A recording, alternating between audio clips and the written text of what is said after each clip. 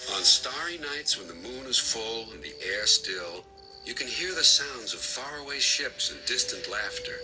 They echo over the hills and through the valley, down calm canals and sleepy inlets.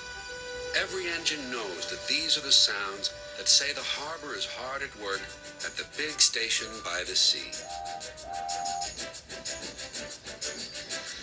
One night, the only vans available were old ones. They had not been used for a long time.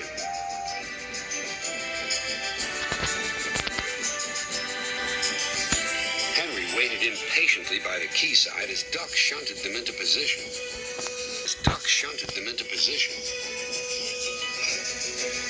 Thomas puffed by with the mail train.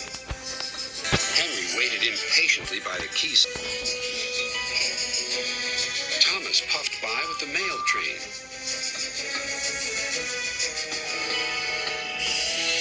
Hello, Duck.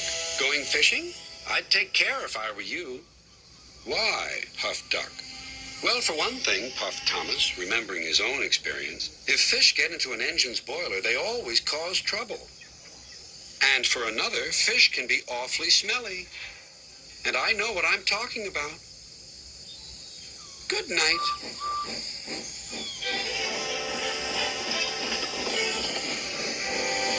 Henry grunted dreadfully. You'll just have to put up with it, Henry, said his driver. At least the extra load will mean you can have another engine help us up Gordon's Hill.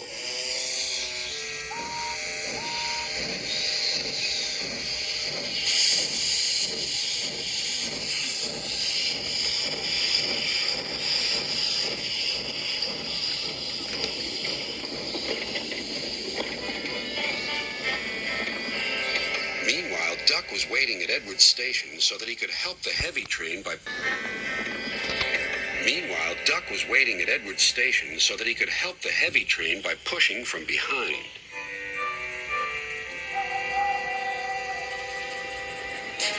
Henry made good progress.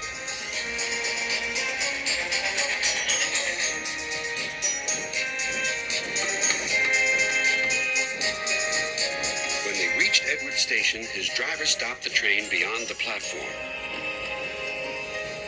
Then Henry gave a special signal. Beep, beep, beep, beep. I need help, please. Beep, beep, replied Duck. I won't be long. Duck buffered gently up to Henry's train. He was not coupled on. Henry would then be able to run on without stopping when they reached the top of the hill. Ready, whistled Duck, and off they went.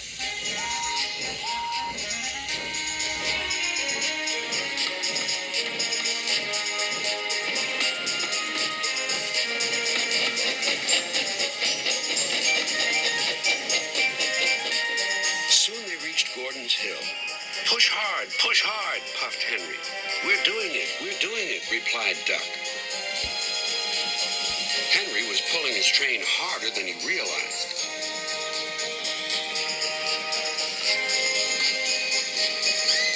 Duck felt the weight on his buffers slacken.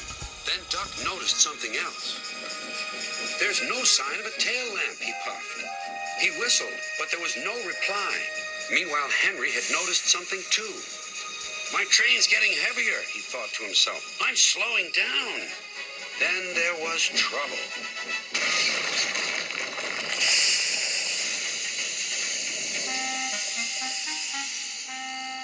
No one was hurt, but a strong smell of fish hung in the air. Next day, workmen found the broken tail lamp at the bottom of the hill. Sir Topham Hatt spoke kindly to Duck. The accident wasn't your fault. We should have checked that this tail lamp was fixed on properly. We'll soon have you in working order again. Thank you, sir, said Duck sadly. Thomas told me to be careful about fish. They got me in a right pickle, didn't they?